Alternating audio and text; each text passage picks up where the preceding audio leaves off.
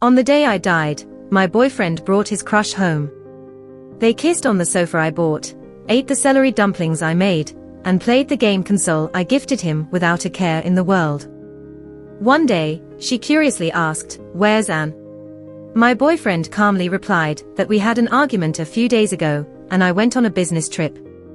He didn't know that I was already dead.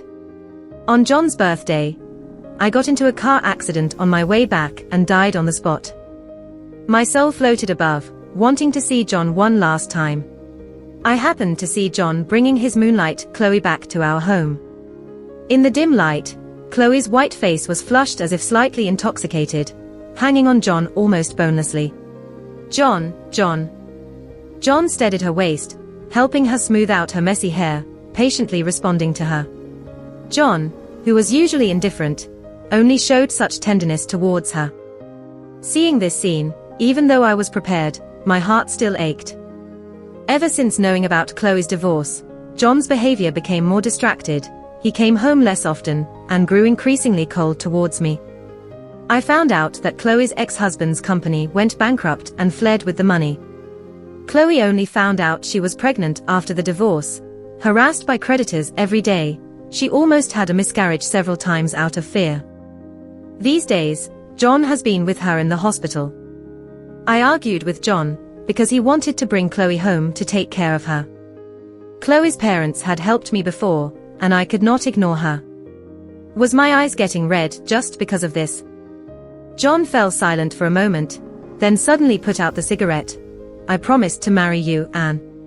What are you so uneasy about?" "What am I so uneasy about?" John knew the answer, but pretended not to.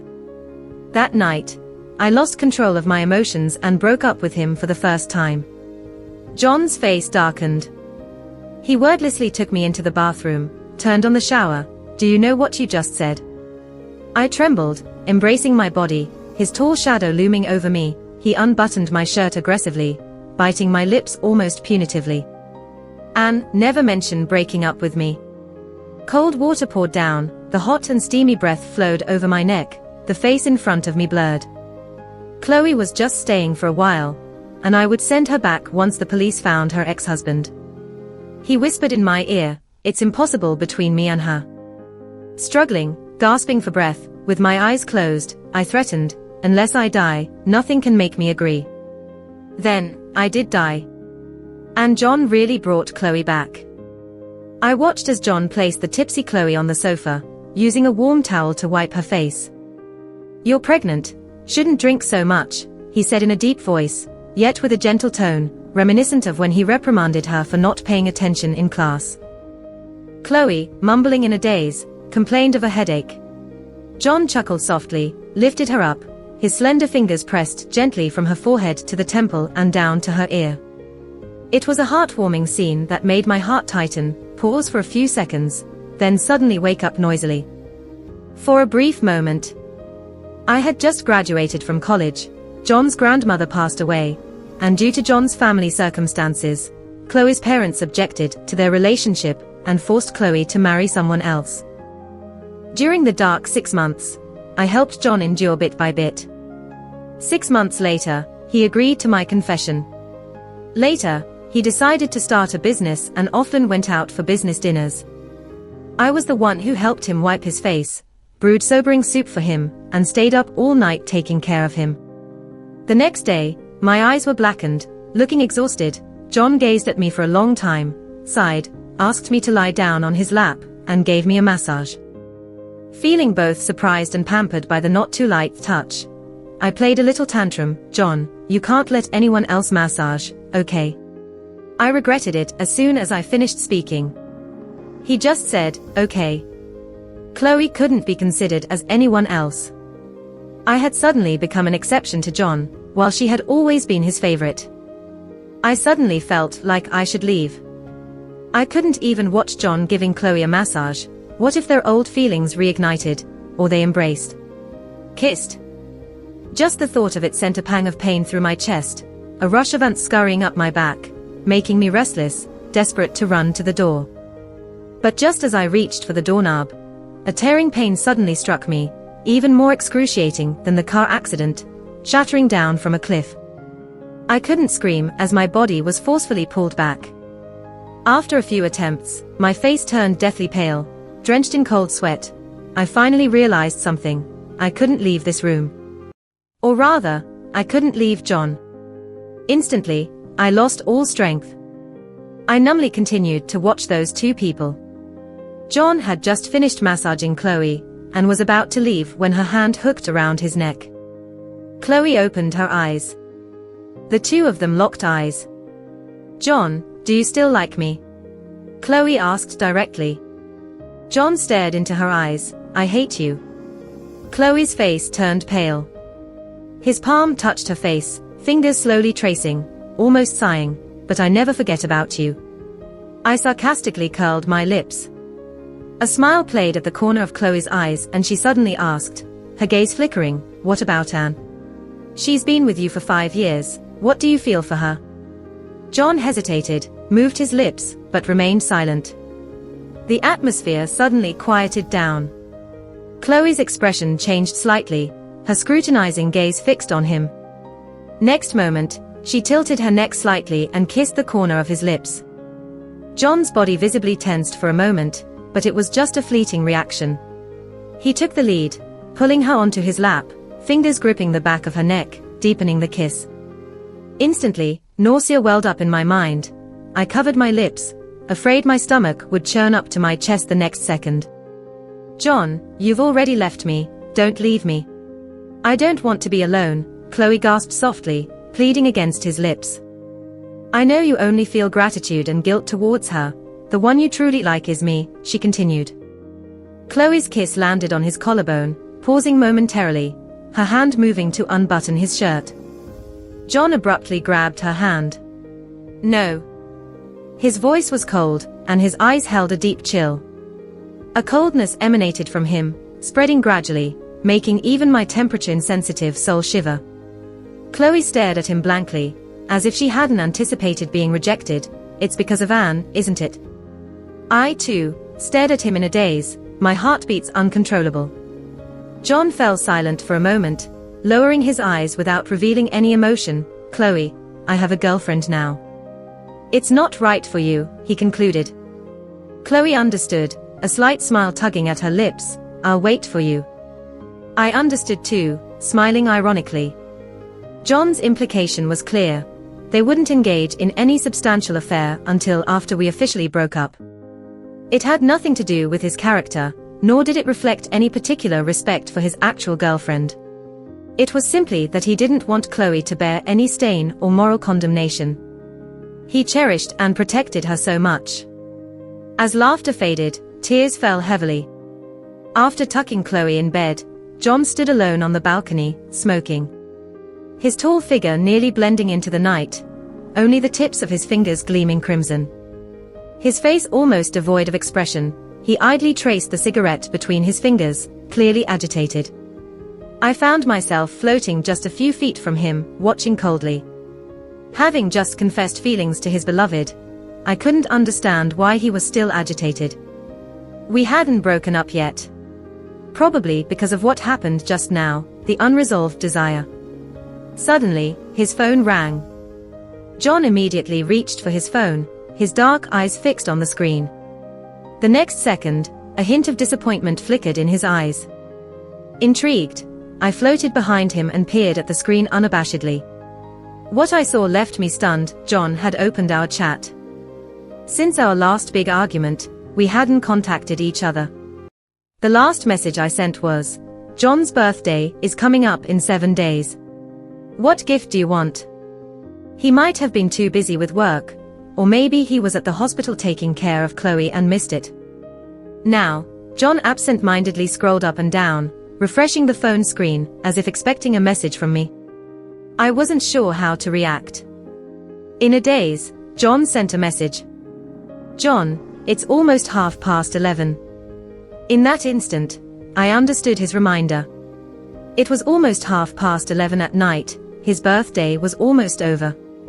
As his girlfriend for the past 5 years, I never missed celebrating John's birthday, and would always cook noodles or bake a cake for him. This year, I hadn't said a word to wish him a happy birthday. But I wouldn't say it anymore. Never again. Because I was already dead. After standing on the balcony for half an hour enveloped in chilling air, John's expression was grim when he returned to the living room. He glanced at the phone screen for a final time, before tossing it onto the couch in frustration. With long legs striding over, he took an egg from the fridge. Expressionless, he sat at the dining table, eating methodically. The grey smoke swirled around his brow, making him appear colder and more distant. Watching him quietly eat dumplings, a thought suddenly crossed my mind. John probably cares about me. I was surprised, but then it dawned on me. Strictly speaking, today wasn't John's birthday. His actual birthday was a week ago. But 5 years ago on that day, John's grandmother passed away, and Chloe left him, so he no longer wanted to celebrate his birthday. It was my suggestion to move his birthday to a week later, and each time, like an eager girlfriend, I would make arrangements for his celebration. An orphan since childhood, my birthday at the orphanage was the happiest day of the year for me. I just wanted to bring some joy to him. The first time I celebrated his birthday, I spent months learning his favorite game. I planned to stay up all night to help him finish the game, but ended up falling asleep on his thigh around 2 a.m. When I woke up, John was leaning against the wall, his cold eyes meeting mine up all night. The second time, I cooked a big feast, cut several of my fingers, and ended up with only noodles and cake that were edible. John finished everything, and surprisingly, he complimented the cake several times, despite his usual reserved demeanor. I always like to climb up steadily, chest held high. That time, I put a lot of effort into making the cake look and taste just right. John stared at me for a long time and asked, "Anne, why are you so kind to me?" I laughed and said, "Because I like you. I really like you." Before I could continue confessing my feelings, John leaned down and kissed me. John always kept his emotions hidden, but that was the first time I felt his intense feelings so openly. And then we ended up in bed. That night, we were both inexperienced and exploring each other. But later on, he seemed to have figured things out on his own, gripping my waist tightly, his dark eyes reflecting my tear-stained face. It was silent and intense in the latter part of the night. But having a thick skin proved useful. The third and fourth time I helped him celebrate his birthday, John accepted it. Looking back, the 5 years of caring and living together had left a mark on him. A sound snapped me out of my drifting thoughts. John also seemed distracted, not even noticing the spoon that fell to the ground. Instinctively, I bent down to pick it up, but my incorporeal hand just passed through the spoon, leaving me puzzled. Then the spoon was picked up by another hand. "What are you eating?" Chloe's soft voice echoed in the room. I opened my palm, looking at my hand which was becoming more and more blurry, struggling to maintain its form, and then at Chloe's slender and clean hand. Suddenly, I felt a pang of inferiority. Before I died, my hands were beautiful. Now I could cook a whole table of delicious dishes, breeze through games effortlessly, but now I couldn't even touch anything. "What flavor is this cake? It looks strange." Chloe took another spoonful and poked at the cake in John's bowl. John furrowed his brow slightly but replied, "Carrot." Chloe nodded casually and then looked up at John and said, "Today is your birthday." "Why?" John was taken slightly aback. Chloe smiled openly, "Your phone was on the sofa earlier, and I took a peek at your chat history." Then she added, "I never expected your lock screen password to remain the same, 0802, the day we first met." John lowered his head, and I couldn't read his emotions. My heart stung a little. I used to coax John into changing his lock screen password to the day we got together, but he always refused. Now I understood why. "Answer my question, why didn't say today is your birthday?" I glared coldly at Chloe. John had promised me that this was a secret between us, that he wouldn't tell anyone. 5 years ago on that day, many bad things happened, so she suggested postponing my birthday by a week and celebrating it in various ways. The familiar voice sounded as deep and cold as always. I bit my tongue hard, a bitter sweetness creeping up, rushing through my whole being. I suddenly felt like laughing at myself. Chloe fell silent for a moment. She is really good to you. Did she also make this cake? Specific for your birthday? Did you lie to me to sleep earlier, just for this? I reminded him of our agreement. John didn't respond. The atmosphere fell into silence. Chloe quickly scooped a small bite of the cake and suddenly said, "I want to eat." No. I let out a hoarse scream. No one could hear me. I reached out to grab her spoon, but I couldn't touch it. John's gaze darkened as he grabbed her wrist, warning in a low voice, "Chloe." Gazing into his eyes, Chloe repeated slowly and deliberately, "I want to eat. John, from now on, I will celebrate every birthday with you." She was forcing him to make a choice. John's jaw tightened, a hint of struggle flashed in his dark eyes, and after what seemed like a long time, he slowly let go of Chloe's hand. Chloe finally got to eat the cake. I stared blankly, tears continuously streaming from the corners of my eyes. For the past few days, I floated in the corner, watching them indifferent, feeling like I had lost all emotions. But whether it was my imagination or not, after that day, John seemed much colder towards Chloe. Apart from playing games together, he avoided any other intimacy with Chloe, even deliberately avoiding her touch. One day, Chloe suddenly asked, "I've been forgetting to ask, where's Anne?" John hesitated for a moment, then calmly replied, "She had an argument with me a few days ago and applied for a business trip with the company." Chloe laughed. "After not contacting each other for so many days, maybe she's already thinking about breaking up with you." John's eyes darkened, very certain, no way. He subconsciously took out his phone, looking at the chat interface between me and him, with a hint of unease and anxiety between his brows. Oh, he still didn't know that I'm already dead. Suddenly, I became curious about his reaction when he finds out.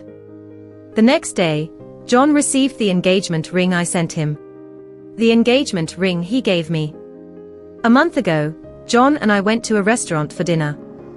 Midway through, a man sitting across suddenly stood up, took out a ring without warning, got down on one knee.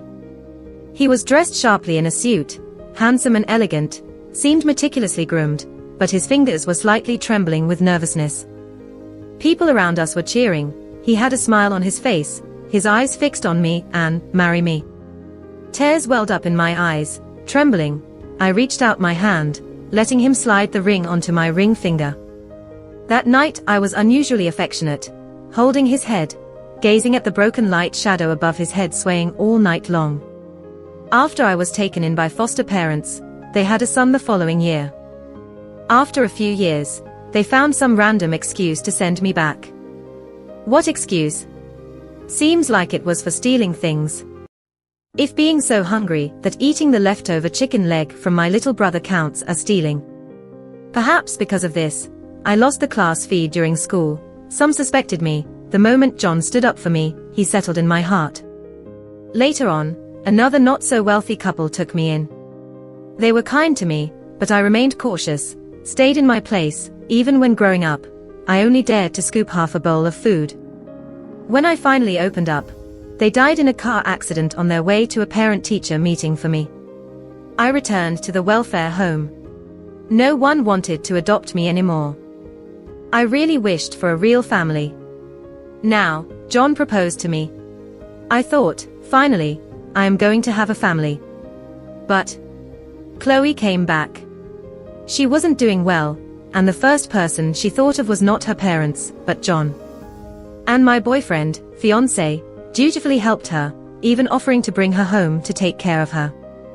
After that unpleasant breakup, I applied for a business trip and went to England. After a week of contemplation, I sent the engagement ring back by express delivery. I decided to break up with him. That's the ring John received today. At the sight of the ring, his face clouded as if about to drip water, and his eyes seemed covered in a layer of unbreakable ice. He kept sending me messages, calling, questioning what I meant. Taking a puff of smoke each time, his facial features grew colder, the hint of anxiety almost overflowed between his brows. The constant message failed prompts came from the other side. Only after smoking countless cigarettes until the pack was empty, he finally lowered his eyelids, speaking softly. Anne, are you really leaving me? Yes. I have already left, completely left. You can finally be with Chloe as you wished. I softly replied, even if he couldn't hear me. Suddenly, I remembered something. I am also a decisive person. Since I returned the ring to him at that time, I had already decided to break up. Why did I rush back to celebrate his birthday with him? I tried to remember, feeling like I had forgotten something important. I noticed that John's absent-mindedness was increasing. That night he was working in the study, Chloe thoughtfully brought him coffee. Without looking up, he casually said, Anne, it's too late now, go rest first. Chloe stared at him in confusion. John also froze, murmured an apology, then rubs his temple, as if trying to hide something. Next, he seemed lost in thought, staring at that page of the plan, neither flipping it nor paying attention to a visibly upset Chloe nearby. The next day, Chloe went to John's bedroom to clean up. Whether it was a test or not, she subtly packed up my things and accidentally scattered the Lego that we had put together. Seeing this, John, unusually, showed annoyance towards her. Don't touch these. Then he pushed her hand away, painstakingly, attentively piecing back together the scattered blocks. As he spent time fixing it, Chloe watched in silence. During his interactions with Chloe, John often drifted off. He would go absent-minded looking at the sunflowers I planted on the balcony, at the clothes I bought for him in the wardrobe, at the goldfish I raised in the fish tank. Even in conversations with Chloe, the moment she unintentionally uttered Anne, he would suddenly freeze. Floating in mid-air, I calmly watched Chloe's increasingly pale face. Not just Chloe, I also realized.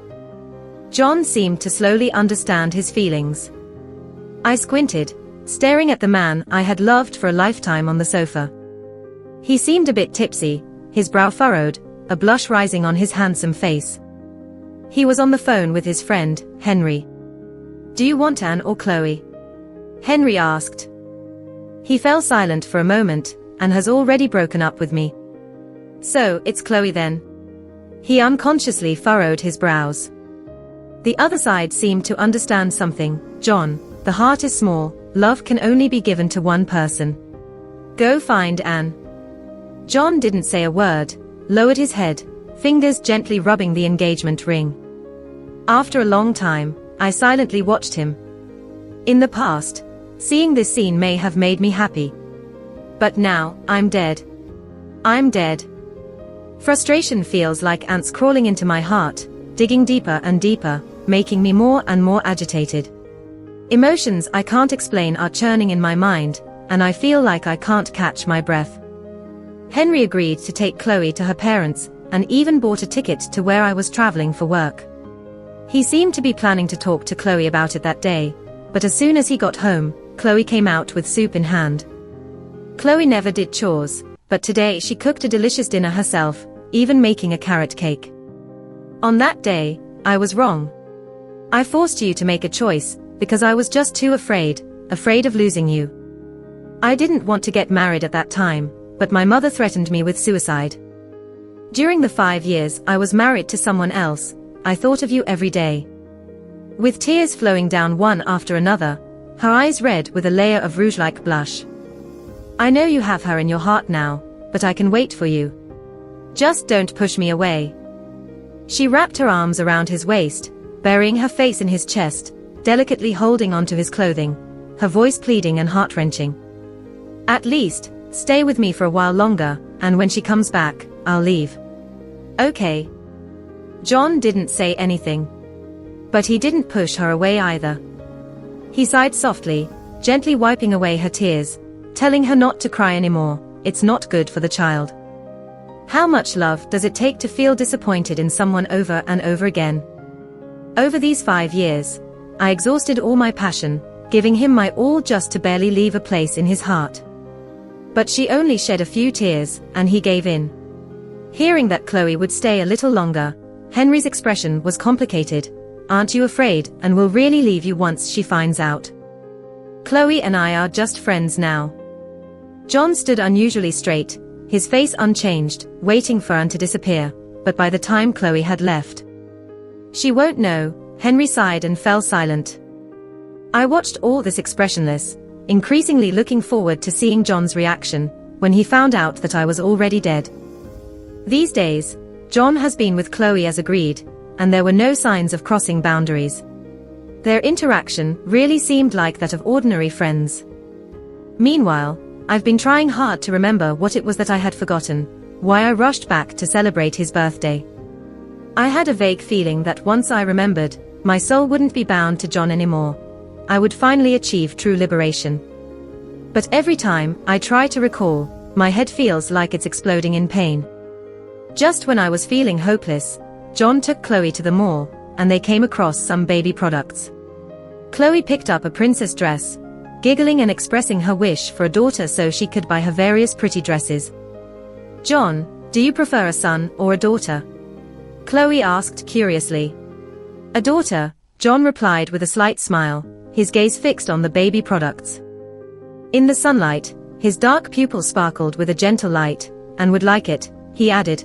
"I'll love whatever she gives birth to." I stood still, dumbfounded. The floodgates of memory suddenly opened, my head pounding, countless images rushing towards me like wild horses set free. After who knows how long, I collapsed on the ground, motionless. Crying, laughing, then crying. Trembling, I placed my hand on my abdomen. I remembered. The reason I rushed back to celebrate John's birthday, the reason I wanted to give each other another chance, was that I was pregnant. After receiving the diagnosis report, I decided to have a serious talk with John. The night before his birthday, I rushed over. I planned to give him this news in person as a birthday gift. As I touched my belly in the car, I imagined John's reaction upon hearing the news. Would he burst into laughter? Probably not. He always had that poker face, maybe just a slight smirk, looking at me seriously. "Anne, I'm actually happy that you're pregnant." Would he be looking forward to our child like I am? I think so. On the night he proposed, he whispered in my ear, his warm breath against my skin, "Anne, let's have a baby after we get married. I've always known you wanted a big family."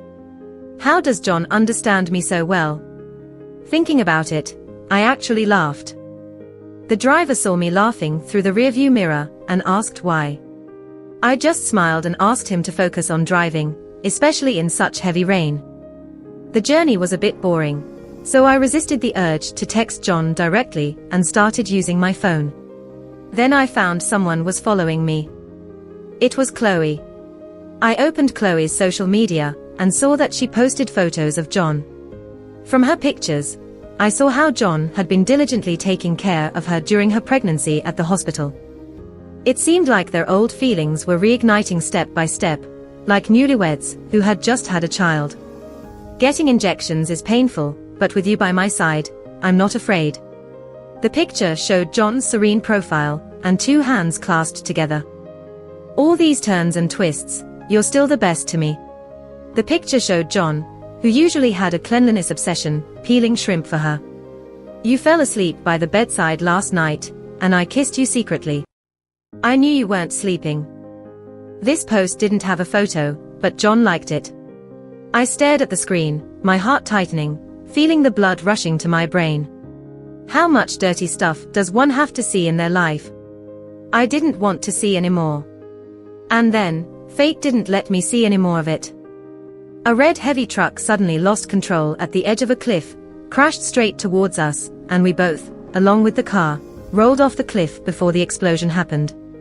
I rushed there full of hope and joy, only to die with despair and hatred. The intense shock made me temporarily lose a part of my memory, but the deep hatred let my soul leave my body and follow John.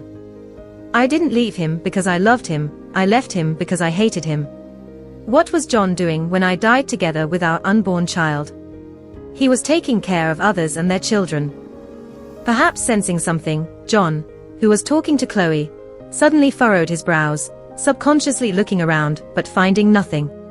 Then, his phone rang. Henry's trembling voice came from the other end. "John, I need to tell you something. Please don't get upset. I had imagined countless times what John's reaction would be once he found out I had died. Now, I finally saw it. Only moments ago, he was chatting with his crush and smiling. Upon hearing the news, he froze for a moment with a furrowed brow, then sharply retorted, "Don't play this kind of joke, Henry." "It's true." John stiffened for a few seconds and scolded, "Henry, don't play this kind of joke." A week ago, the taxi she was in collided with a truck, fell off a cliff, and exploded. Due to only a small amount of body parts found at the scene and no missing person report from the family of the pregnant woman, the police didn't discover the truth until a whole week later. Henry choked up over there, as if he couldn't continue. It took a whole week for the police to confirm Anne's identity through DNA matching. John's face gradually changed. He seemed to stiffen like a wooden sculpture. "John, she was pregnant, did you know that? She disappeared for a week, and you didn't even try to find her." With each of Henry's questions, John's face lost all color, his lips trembled violently. No, you're lying to me," John said. "John," Chloe looked at him with concern as she gently held his hand. On the phone, Henry paused before sarcastically or mockingly said, "Are you with Chloe now?" The air fell silent for several seconds. "Well, of course, Anne was missing for a week, and you were with her all along." John hesitated, almost immediately realizing the situation. He forcefully pushed Chloe's hand away, his eyes reddened, his expression tense, like a child who had done something wrong. "Her body is now in the funeral home. The police have notified her family to come and claim her. Why don't you go there in a while?" Henry remained silent for a long time. "She has no family, only you." John stood there blankly, his tall figure slumping slightly, then gradually squatting down, curling up motionless, repeating a sentence over and over again, "It's impossible, it's impossible." It seemed like he could only say those words. He couldn't bear to believe that I was dead. I watched the scene, cold and relieved, after regaining my memory. But after the satisfaction of revenge passed, a deep exhaustion and sadness emerged from within me. Love and hate were both draining. I lived feeling exhausted, and even in death, I felt the same exhaustion. After regaining my memory, I didn't immediately disappear.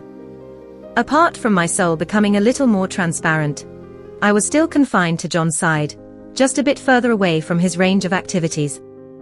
I followed John to the funeral home. The man who usually didn't show his emotions stood stiffly by the door, afraid to come closer. Inside, the staff sighed, saying it was not easy to find so many charred remains. The body was all patched up. They said she was pregnant. Yes, the wrist and finger joints were severely deformed and bent. She must have been trying to protect the baby in her belly.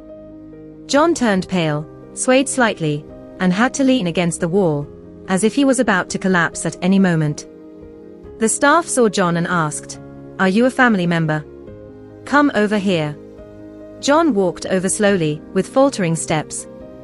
The two people left, leaving him alone in the room. A tall shadow blocked the light above his head, his back stiff, his fist clenched so tightly that his fingernails dug into his flesh. He looked at me, covered with a white cloth, and began to speak to himself. "Before I forget, there's something I never told you." His cold voice trembled slightly, but remained relatively calm, just like usual. "We were both still very young at the time. One day I went downstairs to buy something. A playful little boy took the change from a blind woman's bowl by the road. You rushed over and fought with him. You were so slender, but you fiercely twisted his hand, relentless. The boy couldn't take it anymore, and he gave you a coin in the end. I had heard before that you were an orphan who liked to steal things. But your hair was messy, and your lips were bruised. You gasped on the ground for a while, then stood up, put the money back in the blind woman's bowl, and left calmly. The blind woman couldn't see it, the boy wouldn't tell, but I saw it. After that, I couldn't help but pay attention to you, my gaze always unintentionally falling on you. When someone accused you of stealing class fees, my first reaction was to stand up and defend you. I think I will never forget the light in your eyes at that moment. Later, your gaze also gradually fell on me. We would blush when we locked eyes, and you would look at me in a daze. Those years, you stood by my side at the school's award ceremony, handed me water when playing basketball, and when I won the short distance race, you smiled and congratulated me with flowers. When our team won the mathematics competition, it was you who helped me to win. Later, Chloe appeared. He paused for a moment, then covered his face with his hand, as if something was flowing through his fingers. Anne, it was me who noticed you first. You fell in love with me. Why did I fall in love with someone else? I watched him silently, thinking there were no ripples left in my heart, yet a slight, but profound pain stirred within. Why indeed? I was not a lively person in the first place. But in front of John, I always made myself shine like a little sun, trying my best to be nice to him. I have never been so gentle to anyone, and I will never be so gentle to anyone again. Anne, the moment I proposed to you, I genuinely wanted to be with you for the rest of my life. Anne, please give me an answer. Please, won't you? He called out over and over again. There was no response. He began to feel restless, even agitated, his lips turning white, calling my name again and again until his voice became hoarse, until he could no longer speak. You said you would never leave me. His voice was bewildered, hoarse as if squeezed from deep inside his throat, his shoulders trembling constantly, his eyes bloodshot, resembling a desperate and pitiful beast, appearing terrifying to the extreme and pitiable to the extreme. I watched quietly as this devastated man. Perhaps, only at this moment did he truly realize that I was gone. After receiving my ashes, John locked himself in the room. I felt my soul getting weaker and weaker, curling up on the floor in exhaustion. In a daze, I heard Chloe keep knocking on the door, her voice filled with urgent sobs. John, it's been 3 days, please eat something, okay? Even if she's gone, you can't treat your body like this. She would be heartbroken if she knew. I woke up from half sleep, rubbed my eyes, and glanced instinctively at the tightly closed door. Had it already been 3 days? An hour later, Henry came. He roughly kicked open the door, and a strong smell of smoke and alcohol instantly spread from inside. The glaring light flooded the room, enveloping the man on the floor. Next to him were scattered cigarette butts, toppled wine bottles, and my urn. He was quietly piecing together some Lego. The Lego we hadn't finished before. It had only been a few days, but John looked much thinner, with a layer of dark stubble on his chin, his eye socket sunken. John, Chloe's voice was hoarse. Hearing the noise, he slowly looked up, his eyes like neglected instruments, bloodshot and void of emotion. Why are you still here? He asked indifferently. He seemed to space out, murmuring softly, Anne is back. She won't be happy to see you. Chloe turned pale. As he was lost in thought, he suddenly raised his head with a hint of panic between his brows, speaking coldly and heartlessly to Chloe, this is Anne's and my home, you have no right to stay here. Chloe stared at him in disbelief, tears rolling down her face in large drops. Furrowing his brow, John seemed to be getting impatient, just leave. Seeing no response from him, Chloe felt embarrassed and ran away crying. John continued to focus on his Lego building without any expression, seemingly not caring at all. If you had done this earlier, Henry suddenly spoke up. John's face turned pale, his hand trembled, causing a Lego piece to fall to the ground. He gazed blankly at the fallen piece, his eyes filled with pain and sorrow. That day we had a big fight, and I told her that we should bring Chloe back home. If it weren't for that, she wouldn't have applied for the business trip, and she wouldn't have. On the day of the accident, she took a shortcut, she was rushing back. Rushing back to give me a birthday gift. She wanted to give me the news of her pregnancy as a birthday present. And what was I doing at that time? John covered his heart area with his hand, closing his eyes in pain. I took Chloe back home while she was away. He took a deep breath, then resumed building the Lego, but his fingers were trembling, causing one block to drop after another. Henry, I regret it. I really regret it. Henry stood up straight, looking at him in silence, speaking softly, they say, those who betray true love will face retribution eventually. But at the cost of her death, Isn't she too pitiful?" John's eyes were red, and he could not utter a word. Henry let out a long sigh. "The way you are now, she wouldn't be happy. John, no matter what, you must continue living." A few days later, John insisted on arranging a funeral for me. It was drizzling under a grey sky. The whole city seemed to be engulfed in gloom. John stood silently in front of the tombstone, looking at the black and white photo of me on it. The tombstone read, "Deceased wife Anne." One by one, people placed white chrysanthemums at my tombstone. After the funeral, John stood still, rain trickling down his hair, leaving streaks of water on his pale cheeks. Henry brought an umbrella and handed it to him. "Do you know your heart isn't good? Any cold could trigger an infection. Must you always make things difficult for yourself?" John tossed the umbrella aside with a blank expression, then let me die from it. And sure enough, he fell seriously ill that day. What started as a minor cold turned into an infection, because he refused to take medication, resulting in a 2-week hospital stay. At night, the hospital room was quiet. John gazed blankly out the window into the silent darkness.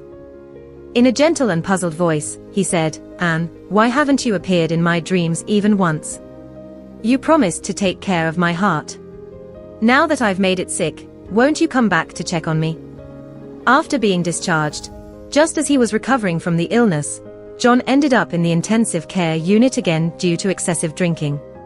Henry stared at him with empty eyes, then delivered a hard slap.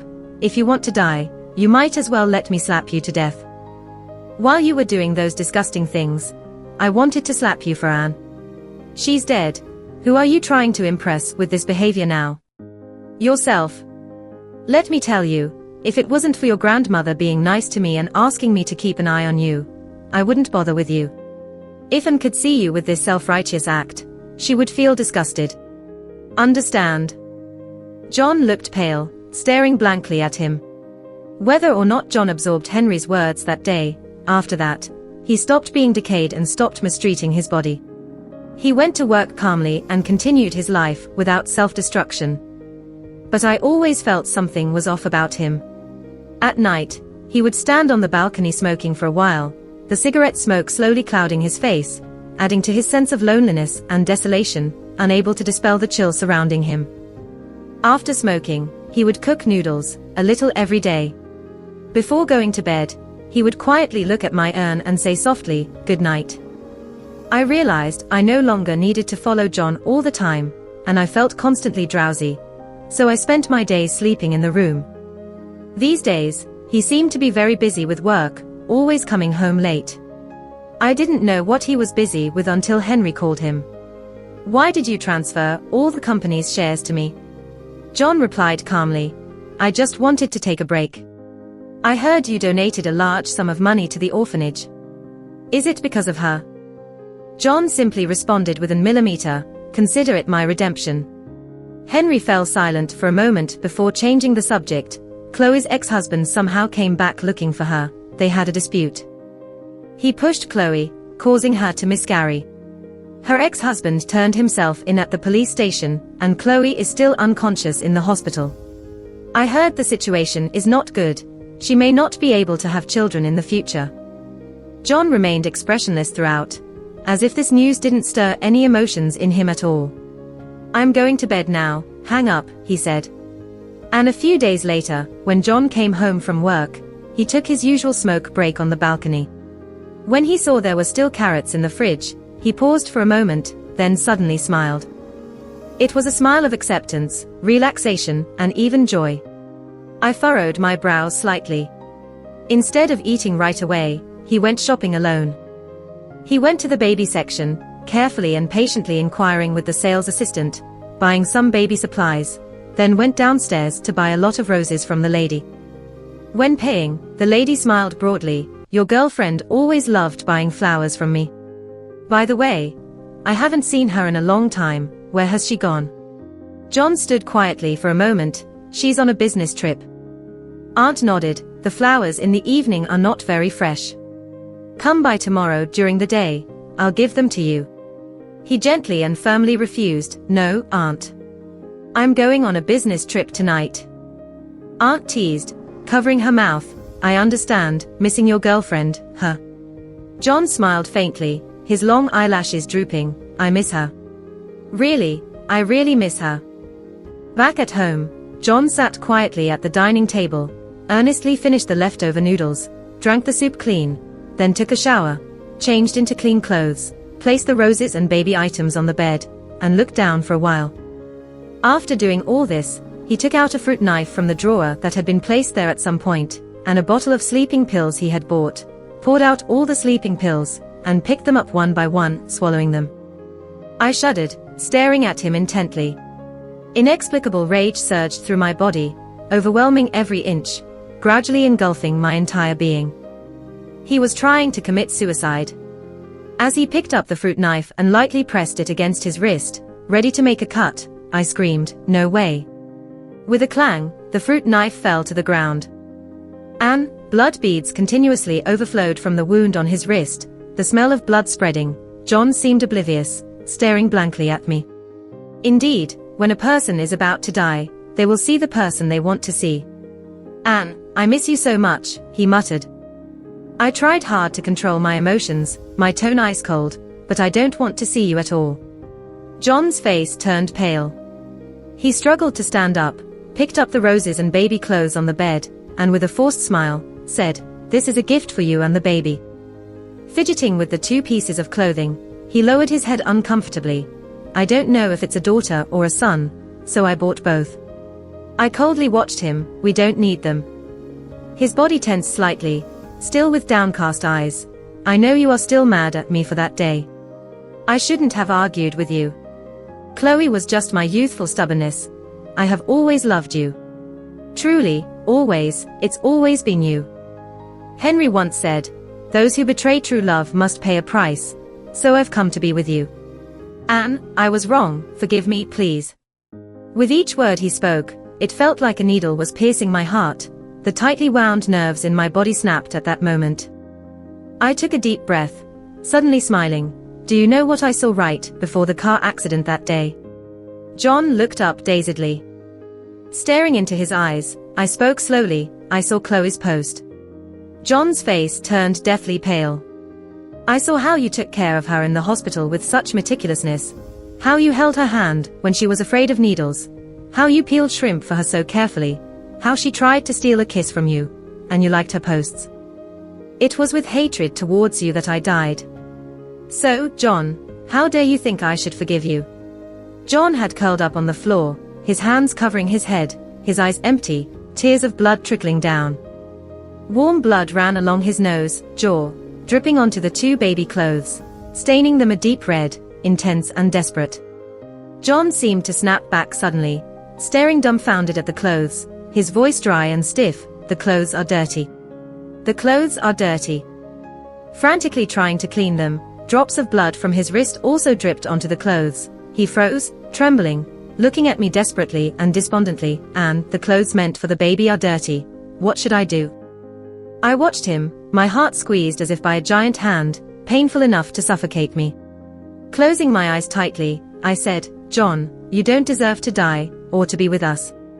You must live in endless agony forever." The room fell into an extreme silence. John was so quiet that not even his breathing could be heard. After who knows how long, with a sob, he whispered, "Okay." Hearing his response, as if some invisible shackle had been lifted, my soul suddenly felt lighter. As consciousness faded, I seemed to see John dialing the hospital's emergency number. He looked at me deeply one last time. "I've transferred all my shares in the company to Henry, and I'll donate the rest of the money to an orphanage. Anne, I will have nothing, living forever in remorse." I finally closed my eyes, ready to enter a new world. I wished.